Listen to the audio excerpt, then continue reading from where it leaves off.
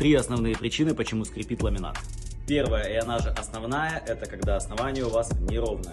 Ровным считается основание, когда у вас перепад на 2 метра погонных, 2 миллиметра. Если ламинат лежит на неровном основании, он может двигаться, и замок, соответственно, может скрипеть. Вторая частая причина, почему может скрипеть ламинат, это когда мастера не оставили зазоры вдоль стен. Зазор между ламинатом и стеной должен быть 8-10 мм.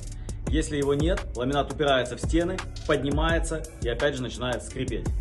Ну и третья причина, если у вас ровные полы, если у вас есть зазоры между стеной и ламинатом, вы перегрели теплым полом. У вас теплый пол настолько, что можно на нем лежать. Перегрели, деформировали, и пол начал скрипеть. Лучше, чтобы у вас полы не скрипели.